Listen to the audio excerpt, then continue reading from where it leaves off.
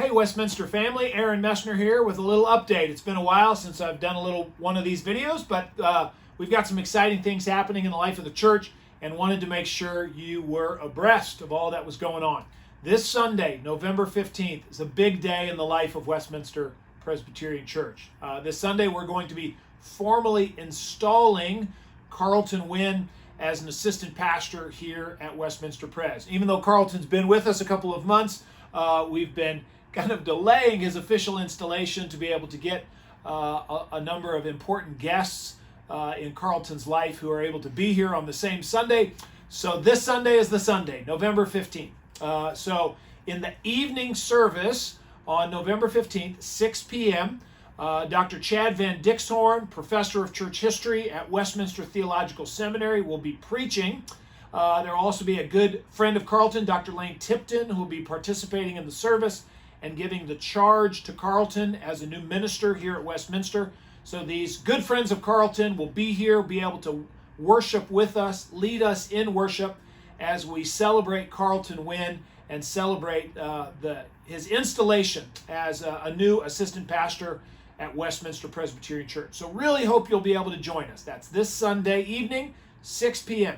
We will not be having soups on before that service, but then after the service, we'll be having a public reception out under the tent.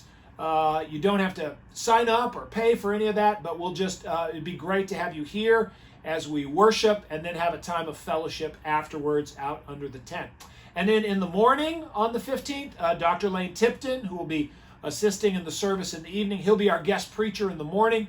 Delighted to have him as he expounds God's word and we're able to worship together. So November 15th, big day with guest preachers and the installation of Carlton Wynn with a joyful reception to follow.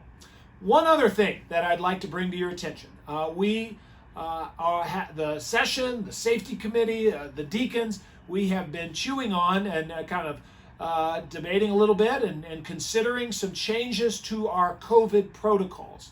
One of the big changes that we're considering is the possibility of making our 11 o'clock service mask optional. And so part of what we want to do is find out the will of the congregation on this. We only have 2 morning services, and we need to have some sense of how many people would be attending each service. So we're going to be sending out a survey on the implications and how it might impact behavior if the 11 o'clock service was mask optional. So I want you to be looking for that survey, considering that survey, and filling it out. The survey itself will be anonymous, but we would really benefit from having this knowledge and knowing how many people would move away from the 11 o'clock service if it went mask optional, how many people would be moving toward the 11 o'clock service if it's mask optional. These are important considerations as we look to use the space that we have in wise and effective ways. So I want you to consider that. And I really ask that you would continue to be praying for us as a church, that the Lord would give us wisdom as we seek to make decisions in these challenging times, that the Lord would give us humility with our own opinions and really consider the interests of others above our own, that the Lord would give us charity as we work together, and that through it all, the Lord would continue to give us a spirit of unity here at Westminster, that we would be serving together side by side, loving one another, caring for one another, and seeing His word go forth from all of our services and ministries that we're engaged in. So these are tough times, right? With a lot of frustrations and ups and downs, but through it all, the word of the Lord is not bound. He continues to do a good work in and through Westminster Presbyterian Church. I'm honored and delighted to be a part of it. I hope you are as well, and I look forward to being able to see you all soon, live, in person. I long for the days when the entire Westminster family will be worshiping together, and that day will come soon enough. Until then, we'll press on and seek to be faithful with whatever the Lord gives us with each passing day. Have a great day, and hope to see you soon.